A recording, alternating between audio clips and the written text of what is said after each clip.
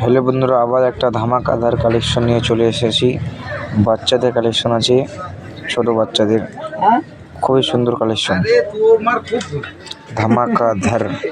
যদি লাগে তাহলে আমাদের দোকানে আসবেন, খুবই অল্প দামে পাবেন বন্ধুরা।